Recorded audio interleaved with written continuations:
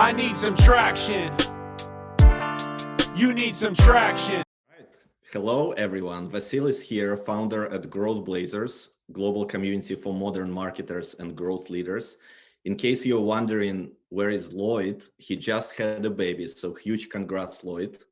Today's session, as usual, brought to you by Boast.AI and Launch Academy in partnership with Founders Institute, Lazarus Institute, RCF Ventures, and Growth Blazers.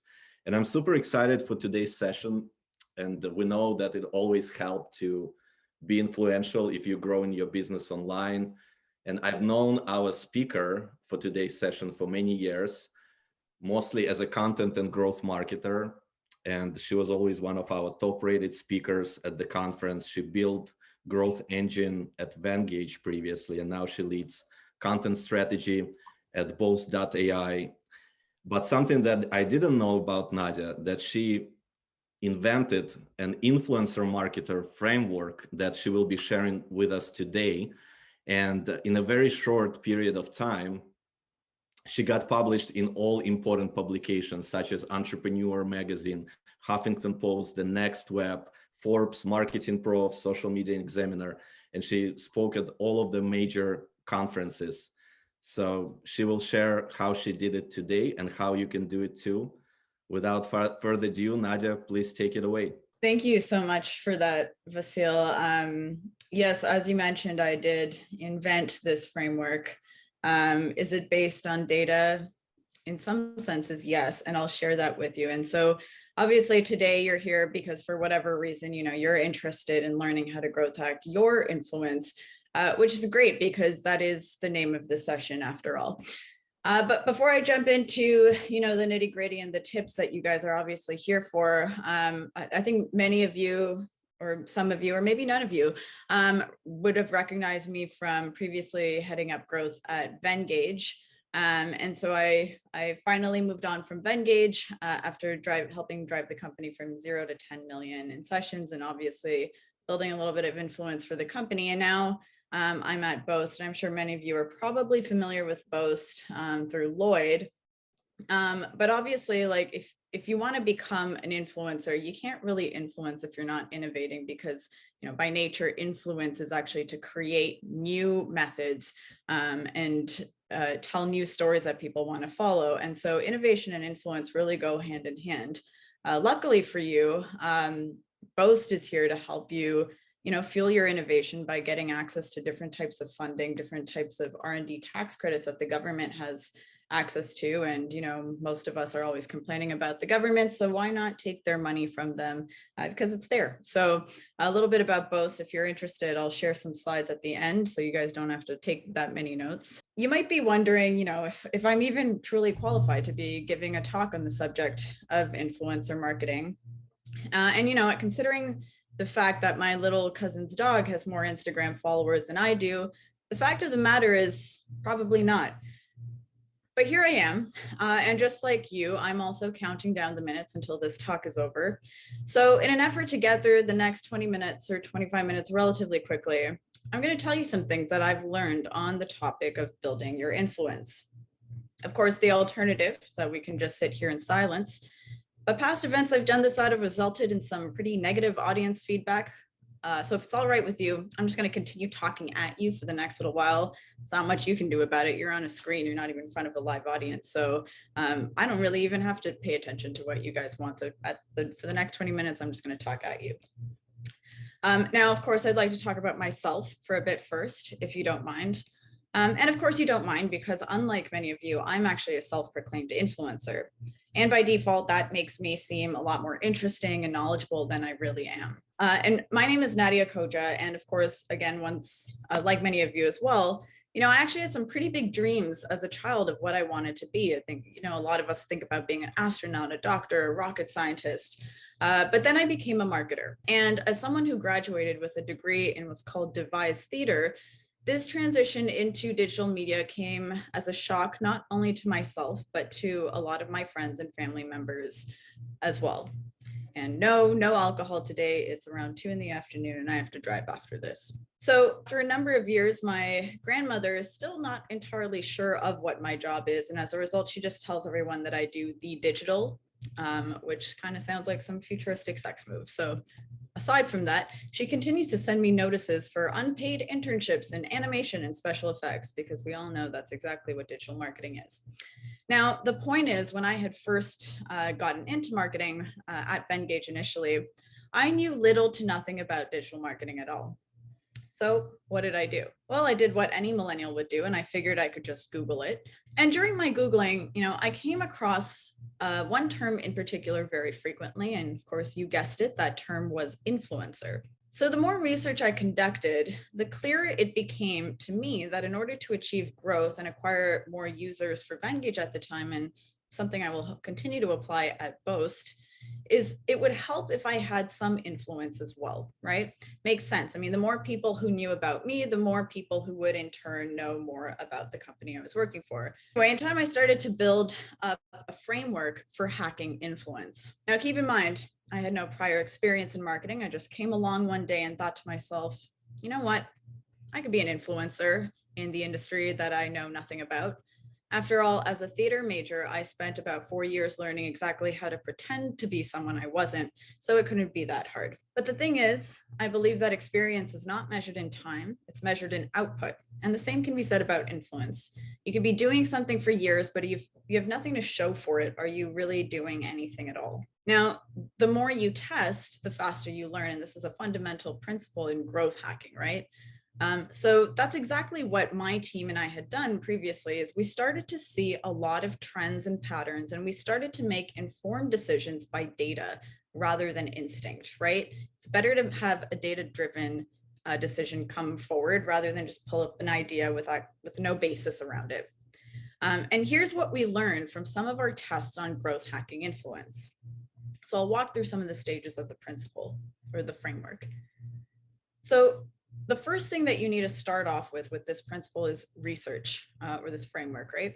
Specifically by researching what other influencers are doing. What can you learn from them? What can you apply to your own life and to your own practices with growing your influence? The second principle within this framework is you want to implement some of those strategies, tactics, and processes that you notice for yourself into your own work. The next piece is you need to be persistent. You can't just accept rejection. You have to be persistent until you achieve what you want, or until you're blocked. Like I was blocked by my ex on Instagram after begging them every day for a month to take me back. Which brings me to the next principle, which is if you want to be a thought leader or an influencer, you really need to overshare and produce content consistently in order to get noticed.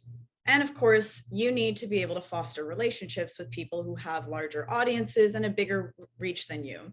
And you really want to use these individuals as stepping stones and leverage them to get where you want. And lastly, you need to focus on creating value for your audience and on achieving your goals of climbing that ladder of influence. So I refer to this framework as the RIPOFF framework because when it comes to building influence, rip-off is exactly what I do and what you should be doing too. So as I mentioned, the first piece of the rip-off framework is research. You need to research what influencers you look up to are doing so that you can apply this. So how can you learn from them? How can you use this framework and ultimately rip off what you see? So like I said, Google was a great friend to me when I started out.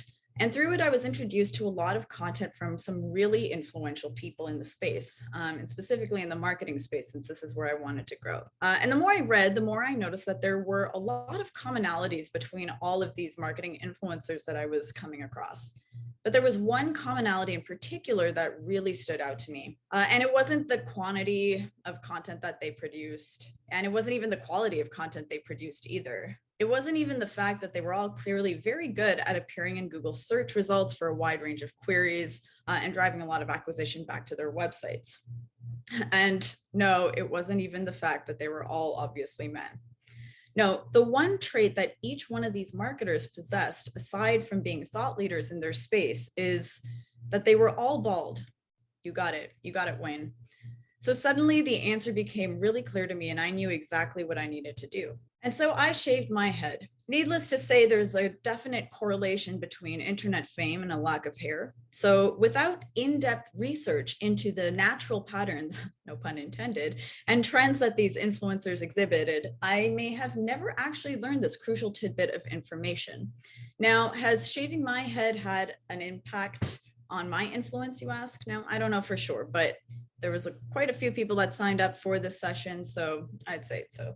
I like how people are now trying to call out all the bald influencers they know. This is great. Which is implement in the ripoff framework. As in, you want to implement some of the learnings that you acquire through your research. So, by shaving my head, I was naturally implementing what I believe to be a crucial factor in scaling my influence. And I wouldn't have done this had I not made the clear connection from researching those marketing influencers we all know and admire. But that's not the only thing I implemented. So in my research, I also had started to dig a little bit deeper into some of these influencers' websites. I wanted to see, what else they were doing that could be a contributing factor to their massive followings. And I couldn't help but notice that all of these influencers featured a lot of really great pictures of themselves on their own websites. Now, the first prevalent type of photograph that I came across, which I am referring to as the tough guy arms crossed photograph. I'm sure you guys are all familiar with that. We've all seen it out there. And I figured that this must be a very strategic decision. So I started to dig a little bit deeper some more. And as you can see here, Brian Dean is asking if you would like higher rankings and more traffic. And he has his arms crossed, so naturally he must be an expert on the matter. And here he is again, this time on his homepage telling you to sign up for his proven SEO and traffic tips. And you can't help but believe him because, he has his arms crossed yet again. I'm not entirely sure what the context of this picture is, but his arms are crossed, and therefore I can't help but trust him further. And lastly, here he is one more time telling you not to hesitate to contact him. Why would you hesitate? After all, his arms are crossed. Now, this type of pose is actually quite common among many of the same bald influencers I had come across during my research. And you can see here's Tim Ferriss sporting the very influential crossed arms pose on his podcast page. Neil Patel also loves crossing his arms. Sujan Patel, fan of crossing his arms. I think someone mentioned it, but Seth Godin, big time arm crosser as well. He added a little bit of spunk to his. It's an unconventional one. Of course, Jeff Bezos also crosses his arm. Now, Noah Kagan here, I'm not sure if this is the exact same photo that was edited to make the t-shirt appear slightly more green or less green, or if he has two of the exact same shirt in just slightly different shades, but his arms are crossed, so he must be legitimate. And actually, the list goes on. It could take days to get through all of the images of bald influencers with their arms crossed. And now I know what you're thinking. It can't be as simple as shaving your head and crossing your arms to become an influencer, can it? And the honest to God truth is it's not that easy. There were some other types of poses that seem to correlate with internet stardom. Now, there's also the clasped hands pose, as can be seen here by Neil Patel, and again, and once more. And here by Joe Polizzi of the Content Marketing Institute. And again, and this time he's added a pensive lean to enhance the pose. And of course, we can't forget Tim Ferriss, who also has his hands clasped here. Scott DIKKERS, founder of The Onion, also has his hands clasped, and he's bald. There's also this guy. I don't really know who he is, but his hands are clasped and he's bald, so he's probably influential somewhere. Now, I also came across some more unorthodox photographs on some of these sites as well. And I imagine these pictures are an attempt at peacocking in order to further differentiate these influencers from their bald, full-headed counterparts. Like this one. I assume the message here is that you don't need to look good to be a good marketer. Or this one, which to be honest, I just found this a very odd way to stand. What's happening there? I don't know. But it's peacocking and it got my attention. Here's one of Ross Simmons. He's holding on to his hoodie very tightly. I assume it's because he's cold, probably from living in Canada. This picture is from Michael Agard. He previously was at Unbounce. It's also strange. Now, the initial point I wanted to make, of course, was that it's important to implement some of the main correlations that you notice from your research. And so, of course, I decided to take some of my own photographs. So here I am with my arms crossed. And of course, you can't just have one. So here's another one with me of my arms crossed so that I can appear to, I know what I'm talking about. I could probably fill in that blank space with something that says what people should do, but at least my arms are crossed. Here's another one. I added some charts and data. I put myself on a chair just so that we can change it up a little bit. Another one, it's actually the same picture from before, but I just changed the background color. As just don't only have to change your t-shirt color, you can also change the background color. And of course, we can't forget, the clasped hands photograph. So I took a few of those. Once again, same thing, but I added, like a little bit more of an artistic background of a nice office so people can see that I'm serious about my work. And, I took some other ones that were a little bit more unconventional, like this one. I imagine a good quote for this would be, let's give your content the lift it needs, or let's pump up your influence. And that's 8 pounds right there. So that's 8 potential ways that we can pump up your influence. This one is just me reading a book. I just wanted people to know I'm well-read and smart, because I think that's important too. Now, after starting to implement some of the tactics you notice from these other influencers, you might notice that it's still a little bit difficult to get some actual traction and recognition. You might have tons of great content on your site, but maybe your pitch to Forbes is still being rejected or ignored. And you might even have tons of great looking photographs with your arms crossed, but people are still not taking your applications to speak at their events seriously. And this is where the next part of the framework becomes really important, and that is being persistent. Now, in addition to learning that many influencers are bald and enjoy crossing their arms, another thing that stood out from my research was that these same influencers contributed to a number of well-known publications, or were at least featured in a number of different roundup posts, or those posts where you submit a tip and it's just a series of those. So in other words, what they were doing was they were actually leveraging the reach of other websites to drive traffic back to their own sites and to amplify their own reputation simultaneously. Now, the hard part, of course, is managing to get a slot as a contributor on these platforms. However, of course, in order to become a contributor, you need to prove that you have some credibility behind your name. But in order to have that credibility, it helps if you're a contributor. So it's this ongoing, never-ending cycle of insanity. Sorry, if you hear growling in the background, it's not my stomach, it's my dog who's sitting next to me. So, of course, as a self-proclaimed influencer, I'd like to quote myself, if you don't mind. And that quote is, in order to get to yes, you just need to get past all the no's. In other words, if you're persistent enough, you'll either get what you want or you will get blocked. And in my experience, these have been the only 2 outcomes. So circling back to my own process for hacking growth, one thing to note that, being a woman of color, naturally, I could not be trusted. And therefore, it was a lot harder to get my foot in the door.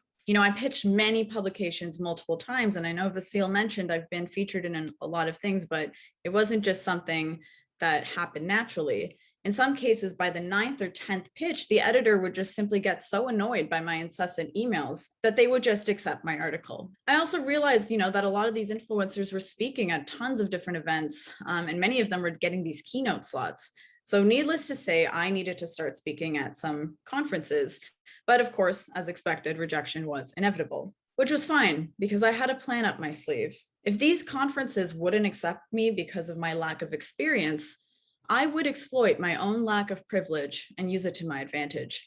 And so I started writing about the lack of diversity in the MarTech conferences. And as expected, this worked out well, as you can see by all of the past and upcoming events that I have here on my site. Needless to say, being persistent can really help you get your foot in the door, but even that's still not enough to build your influence. You need to overshare. You need to share stories of your own experiences and learnings with your audience to position yourself as a thought leader. Now, these influencers I researched shared a lot of content and case studies based off of their own personal experiences, their tests that they ran within growing their businesses and brands. And if you think about some of the content that we're always going after, a lot of it is something new, right? Something that they had to test on their own just to show you the results so that you could actually apply those for yourselves. So it made sense for me, of course, to start blogging about some of my own thoughts and experiences, experiments as well. In fact, after taking a closer look at some of the most prolific marketing writers, on average, the majority of them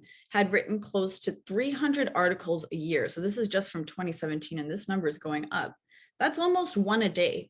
Not to mention that many of these individuals are also quite active on social media. They're creating other forms of content, such as videos, infographics, white papers. For some reason, people love white papers. It's something I just will never understand. But people love to create white papers, and influencers do a lot of that. So, I took a look back at one of the first couple of years when I started producing a lot of content. And the year that I focused on pushing out and writing a lot of this content, I realized that I had actually published almost as many words online as 2 novels in the Lord of the Rings trilogy. Now, will people remember my name like they remember J.R.R. Tolkien's name decades after my death? Likely not. But according to Google Keyword Planner, my name does get about 100 monthly searches on a global scale, so I consider that somewhat of a win. Now, the point is, by consistently sharing your thoughts and achievements online in various media, you're constantly reminding the internet just how awesome you are. So consider it a more subtle and professional form of bragging. And eventually people will believe you and they will know of you. So the fifth point is, of course, fostering relationships. And sometimes it helps if you have friends in high places, which is why it's important to foster relationships with existing influencers. Why do you think I joined Boast? So I could be closer to Lloyd because he knows a lot of people. This isn't as easy as it sounds, of course, because influencers by nature are approached all the time. So what makes you any different? And chances are it's nothing, which is why I often offer to buy the ones that I look up to a drink, because people tend to like me more when they're drunk and not making informed and rational decisions. And what often happens is that they give me their phone numbers while under the influence, which makes it easier for me to reach them whenever I please. It also helps to not only talk about business. Try to get to know them and treat them as real people. It makes them feel more loved. And by them, I also include myself here. And eventually, we forget that you're just talking to us to use us for our online reach. Lastly, you need to focus specifically on providing value for your audience and for your peers. So when you figure out a strategy that works, whether it's to acquire or to retain more users, give others an inside look at that strategy. You don't have to share the whole strategy, but give them a piece of that. And then focus on providing that value as consistently as possible. And if you haven't noticed yet, most influencers have a very specific niche that they focus on. The majority of what they write and speak about falls within that category. So for instance, Brian Dean focuses on all aspects of SEO. Ross Simmons talks primarily about content marketing. Lloyd Lobo talks predominantly about growth with traction. And of course, I, being a self-proclaimed influencer, focus on drinking. So let's wrap up, because remember, folks, influence and experience is a measure of output, not time. You need to show people that you're a valuable asset. So let's summarize what that means. First, if you have hair, get rid of it, because you have a much better chance of being taken seriously if you're bald. Second, hand your kid or your partner your phone and get them to take some pictures of you with your arms crossed. It gives you credibility. Next, be persistent and keep following up with editors and conference organizers until they really just can't help but accept you. Next, write and publish as much content as humanly possible.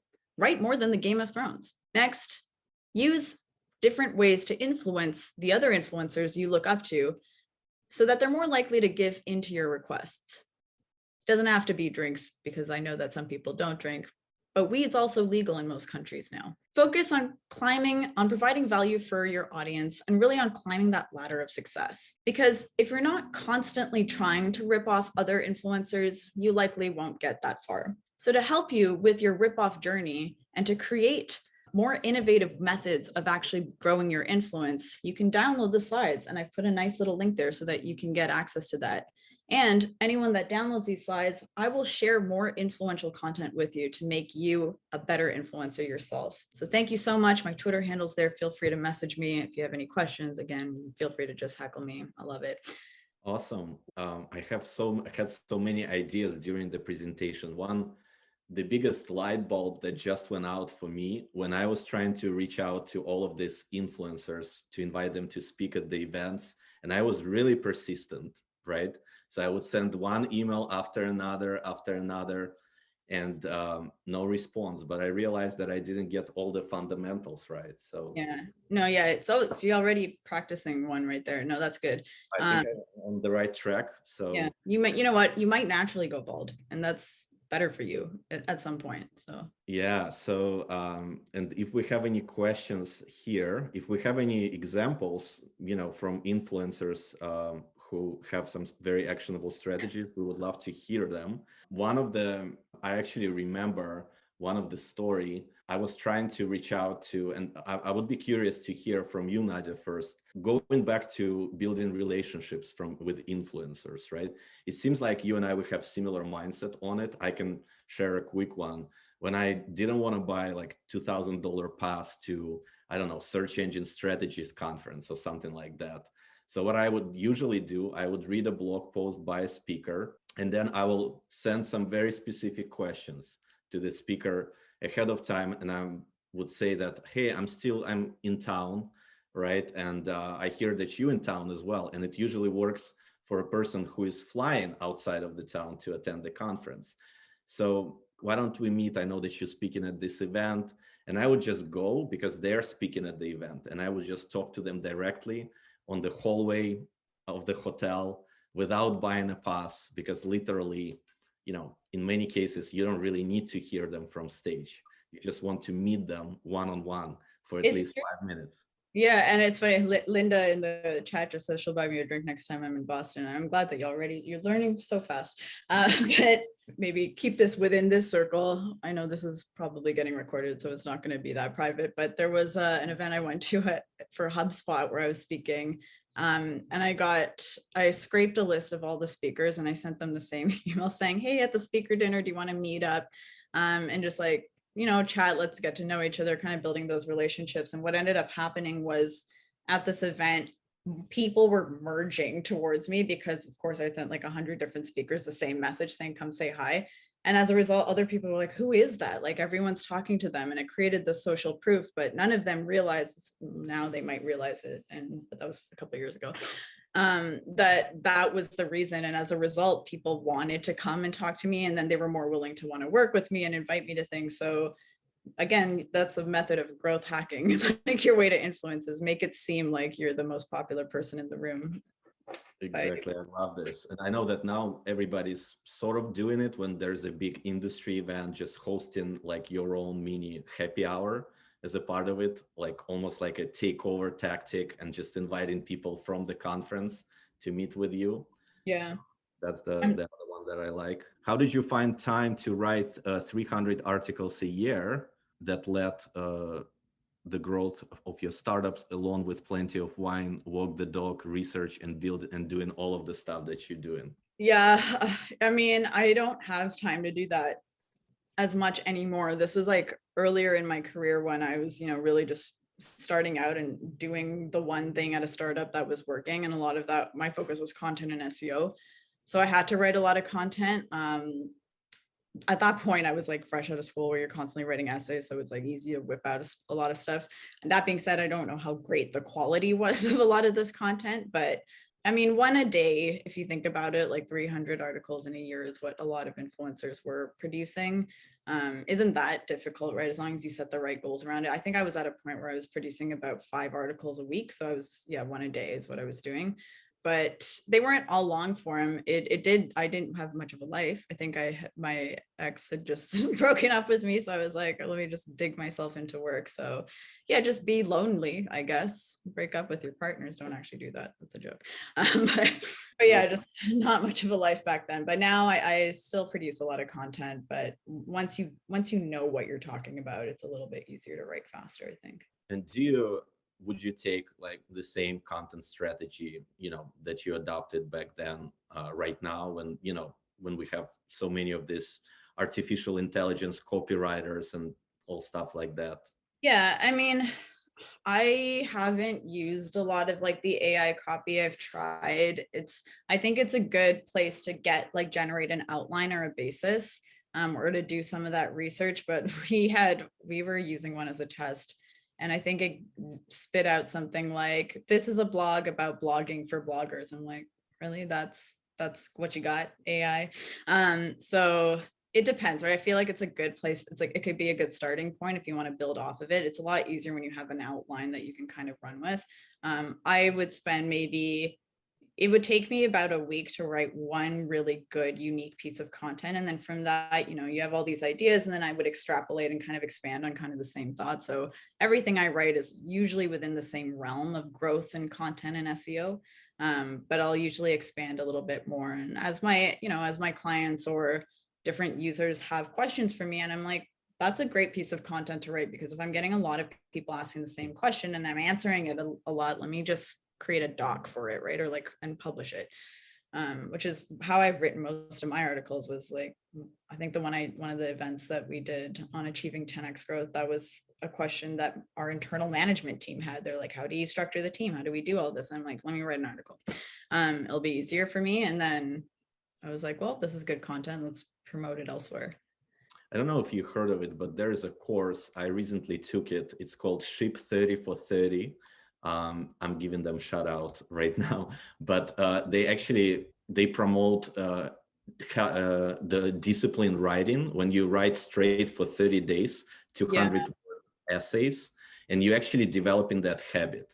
So Yeah, it's true. Like writing is a muscle memory. It's a habit, right? That's why good writers, you're always like, how do they do this so fast? It's because it's what they do. But I think once I moved outside of like the creation side and more into the strategy and the management side, my muscle has definitely it's not as strong anymore in terms of writing, but the slide decks I can whip together pretty fast now and tell a story that way. I think that's where my new content format is. Awesome. So let's see. So do you have any other strategies that help you connect with influencers? Maybe something, that worked ridiculously well and you've done it many times over and over again? At the end of the day, the strategy, I know this is a satirical talk, but it kind of does touch on a lot of what I did, right? Which was, it always comes down to building relationships with people. I know I say like you leverage people to get where you want, but you also should have some value that you can provide to other people, right? Everything is a relationship. And at the end of the day, if people like you and they like working with you, they'll keep coming back and working with you, and then they'll recommend you to other people to work with. And so as long as there's some authenticity in what you're trying to achieve here, yeah, don't be a brown noser, just like actually be confident with who you are and just know that you're interested there and you have some value to share. I think it's always about relationship building. Everything in marketing is. Yeah, and if you have an audience, somewhat an audience, one of the good ways to reach out to influencer is to invite them to speak at the event or webinar, especially when they have a book out.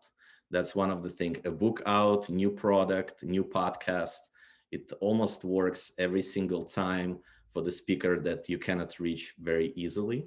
So, and very often you don't need to have like 100,000 email list. Sometimes if you have a very small targeted audience, these folks are usually going on the book tour and they're trying to speak every single day. So that's another quick tip here. Nelson is asking, what's your dog name and breed? Does having a dog in the image help? Here, I'll show you. He's sitting right here. Come here. This is Chicho. Hello. Are you putting it in every single slide? I remember you brought it to the conference in Oh, Peru. that was Scooby. I brought Scooby to the conference. He's not at home right now. This is my other one.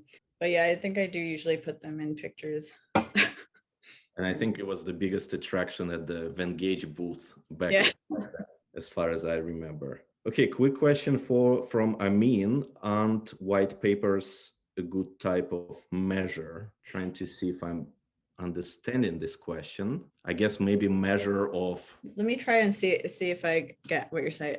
So when it comes to measuring, it depends on what the impact is that you're trying to make, right? If you're working directly with revenue, if you're working with SQLs, MQLs, whatever that goal is, if you can find a way to attribute what you're doing back and you can prove it, it's good. Now, I complain about white papers a lot because people spend so much time producing them. And I don't know if you saw on my LinkedIn, I recently asked a poll. I'm like, how many of you guys actually like read a white paper, right? And 6%, I think, was who actually read it. Most people don't even download them. Half of the people download it and then don't really read anything. They'll skim it. And so I was like, a lot of people put in all this effort for gated content. I think it's really common with B2B to just like go straight to the lead.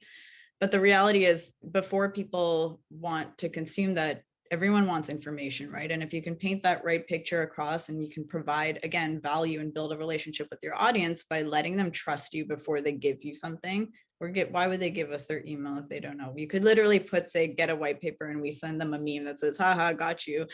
And you still get the email, right? Like you could do that if you wanted, because probably no one is reading them anyway. So white paper as a format could work if it's like well done, but it depends on the industry. It depends on what the content is. It depends on your targeting.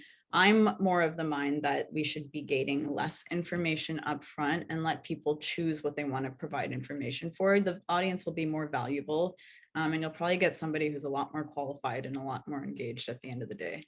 So I'm curious, you build content marketing engine at Vengage, and now you're at Boast. So how are you thinking about building it here with a new company? And obviously the products are much different, right? So are you going to be using your playbook? Are you going to put a unique spin on it? If you can share something, I that haven't even shared it with the exec team yet. So I don't know if I can jump into it yet, but a little bit different. The audience is different, obviously. The method is a little bit different. With Venngage is predominantly B2C, right? A volume was a big play. Here, it's not necessarily going to be the same volume. It's a lot more about connecting and tying that story back to the value, right? Like, how do I connect X to Y? And I'll usually use the example of, like, let's say you're selling a pen, right? You're selling a pen with a cool, like a few different colors, you know, the ones that you can pick and choose. Now, if I came to you and I said, here, you need a pen, you're going to be like, no, I don't. I have a lot of other pens, but my pen's much better than yours. Now, let's say my advertising method or my content is, look how beautiful this picture is that I drew, and I only used one pen to do it. Now you're saying, whoa, I can become an artist, right? Give me that pen. So we're not selling the feature, we're selling the outcome, or like the thing that you're going to achieve from it. And so that's pretty much where my thought process is when it comes to selling value, is instead of focusing on the tiny details of a feature that no one really cares about or needs yet, show them why they need that, because it's going to help them achieve another goal that has nothing to do with your product. Excellent. Well, I know that you have to run. You have a wedding to attend. We got some really great feedback from the audience. Everybody enjoyed the presentation. Thank you, Nadya, for joining us once again. Great. And I'm always open to anyone in Toronto who wants to buy me a drink. I'll see you there. I'll see you in Toronto. Bye.